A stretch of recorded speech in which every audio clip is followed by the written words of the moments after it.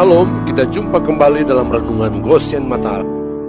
Haleluya. Saudaraku yang dikasihi dan diberkati Tuhan, renungan pagi hari ini bertema tetap teguh dalam iman. Bacaan firman terambil dalam Hakim-Hakim pasal 6 ayat 24. Demikian firman Tuhan. Lalu Gideon mendirikan mezbah di sana bagi Tuhan dan menamainya Tuhan itu keselamatan. Mezbah itu masih ada sampai sekarang di Ofra, kota orang Abiezer. Kita telah melihat bagaimana Tuhan memilih dan memanggil Gideon dan Yefta untuk menyelamatkan umat Israel dari musuh-musuhnya. Meskipun secara manusia mereka merasa tidak layak dan tidak pantas. Pertanyaannya adalah, mengapa Tuhan memilih, memanggil, dan memakai mereka demikian luar biasa? Pertama, karena Allah memiliki hak prerogatif menurut kedaulatan dan kemurahan hatinya untuk memilih dan memanggil siapapun yang dikehendakinya. Atau secara singkatnya kita bisa katakan bahwa semua hanya oleh kasih karunia Tuhan. Roma pasal 9 ayat 15 dan 16 dalam terjemahan bahasa Indonesia sehari-hari. Sebab Allah berkata kepada Musa, "Aku akan menunjukkan rahmat kepada orang yang aku mau menunjukkan rahmat, dan aku akan menunjukkan belas kasihan kepada orang yang aku mau menunjukkan belas kasihan." Jadi, keputusan Allah itu tidaklah bergantung kepada kerelaan manusia atau kepada usaha manusia, melainkan kepada kebaikan hati Allah saja terhadap orang yang dipilihnya itu. Kedua, apabila kita memperhatikan dengan teliti, tidak bisa dipungkiri karena adanya nilai-nilai positif yang telah terbangun dalam kehidupan Gideon ataupun Yefta.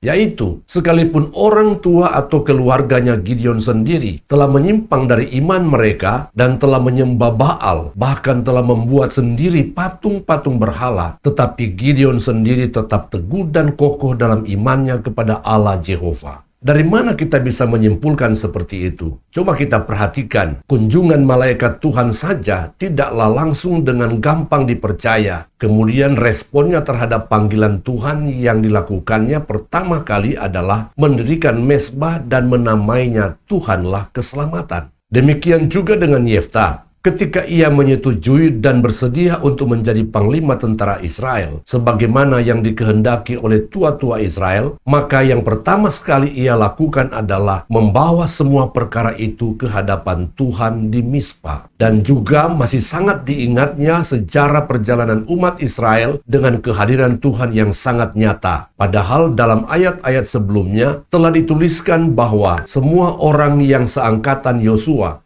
sudah meninggal dan muncullah generasi baru yang tidak mengenal Allah dan segala perbuatannya yang besar di tengah umat Israel. Di sini kita melihat bagaimana Gideon dan Yefta adalah pribadi-pribadi yang tidak membiarkan hidup mereka begitu mudah terkontaminasi dengan kemerosotan rohani yang sedang terjadi dan melanda umat Israel. Mereka tetap bisa dan mampu menjaga untuk tetap teguh dalam imannya kepada Allah yang hidup. Demikianlah yang terjadi dengan Nuh di zamannya. Sekalipun dosa dan kejahatan sedemikian memuncak di zaman itu, sampai-sampai Allah pun menyesal menciptakan manusia. Tetapi Nuh tetap teguh dalam imannya, tetap bisa menjaga hidupnya benar di hadapan Tuhan, bahkan tetap bergaul dengan Tuhan. Kejadian 6 ayat 8-9. Tetapi Nuh mendapat kasih karunia di mata Tuhan. Inilah riwayat Nuh. Nuh adalah seorang yang benar dan tidak bercelah di antara orang-orang sesamanya. Dan Nuh itu hidup bergaul dengan Allah. Amin. Tuhan Yesus memberkati.